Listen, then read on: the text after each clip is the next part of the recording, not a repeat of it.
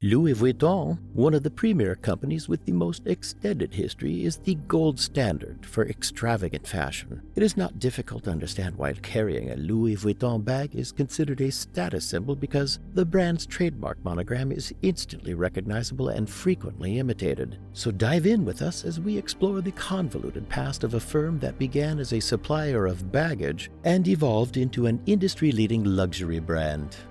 The beginning of Louis Vuitton. Louis Vuitton was born in 1821 in eastern France into a long-established family that belonged to the working class. His father was a farmer and his mother was a milliner. As he was growing up, Vuitton observed his family and learned the importance of having a solid work ethic and tenacity from them. He left his hometown and set out on foot for Paris, a distance of 292 miles, when he was just 16 years old, hoping to start a new life for himself. When he came, the city was in the throes of industrialization, and the various modes of transportation were rapidly undergoing evolutions that made it possible to travel longer distances. Because of this, there was a demand for vital parts that could be packed away quickly. Vuitton began his career as a box maker and packer by serving as an apprentice for Monsieur Marechal, a prosperous businessman. He became skilled in constructing long-lasting containers and learned how to pack them correctly, a valued profession then. Vuitton's craftsmanship and ingenuity. Vuitton decided to strike out on his own and start a business on the Rue Neuve des Capucines in 1854. Many years later, he had honed his trade and earned high respect for it. In this location, he laid the foundation for his baggage-making career. Then in 1858, Vuitton designed the first steamer trunk to bear the Louis Vuitton name. The tops of trunks back then were rounded so that water would quickly run off, making them difficult to store because of their shape. Vuitton was the first to market a trunk that was flat, watertight, and simple to stack. Several decades later, the distinctive monogram was added. The earliest of his trunks were covered with a gray canvas referred to as Trianon. As his company expanded, Louis Vuitton relocated his family and workplace to Agnières. There he hired 20 people to help him construct his trunks. By 1900, he would have 100 workers under his service. By 1914, the business would have more than doubled. After years of success, Louis Vuitton began to experiment with the design of his luggage by first producing a new striped canvas pattern in 1876, and then later the still famous damier print. Both of these patterns are still used today. To detect and prevent counterfeits, hand-painted patterns were designed. Even in the late 1800s, Louis Vuitton was considered enough of a prestige symbol to merit imitations by dishonest individuals. In 1886, his son Georges devised a clever locking technique that made picking the lock on their trunks impossible. He subsequently copyrighted his invention. This lock is utilized in modern times as well. The Vuitton family legacy. It was sad for his family when Louis Vuitton died at 70 in 1892. Georges Vuitton, his son, took over running the luxury house. When Louis Vuitton died, his son changed the pattern of their luggage again. In 1896, he created the signature LV monogram comprising LVs, quatrefoils, and flowers to honor his father. Under his leadership, things went well, and the famous monogram became well known among the elite. As the brand became more prominent, it caught the eye of Gabrielle Chanel, who was already a renowned fashion icon. In 1925, Chanel had a handbag shaped like a dome for personal use, not travel. She didn't let the brand make many bags for the general public until 1934. It was changed to be easier daily by making it smaller and smoother. Until 1955, it was called the Squire. In 1930, with the success of its smaller items, Louis Vuitton added the Keepall, the Speedy, and the Noé to its line of goods. The demand for these bags was so high that they are still made in various sizes and materials. Georges died in 1936, and his son Gaston Louis Vuitton took over running the house. Gaston Louis was in charge of Louis Vuitton for 50 years. During that time, the company started to use leather. It changed its signature monogram canvas to use different styles, like the famous cylindrical Papillon in 1966.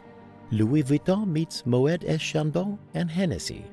Gaston Louis died in 1970, and Henry Racamier, his son-in-law, took over running the business. Henry saw that the brand needed to grow, so he pushed to open stores worldwide. In 1984, the company went public at the suggestion of its financial director, Joseph Lafont. This decision would make it possible for the parent conglomerate to be made. Since Louis Vuitton was the best company for luxury goods, it made sense for them to join forces with the best champagne and cognac makers, Moet et Chandon and Hennessy, to form the LVMH conglomerate in 1987. This was one of the most important things to happen to the company, giving the house more power. The 90s, a pivotal era for Louis Vuitton.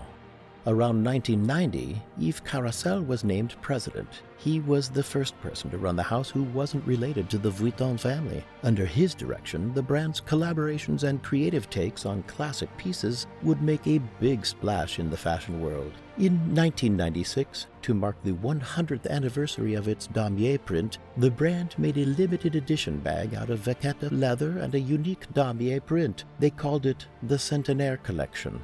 In 1997, Marc Jacobs was hired as the brand's first creative director. This was a big year for the brand. Marc Jacobs made the first ready-to-wear line for the brand and started the Monogram Vernis line of handbags. Steven Sprouse and Marc Jacobs worked together in 2001 to create a line of clothes with neon graffiti written over the classic monogram canvas. Severe Louis Vuitton collectors still want this collection more than any other.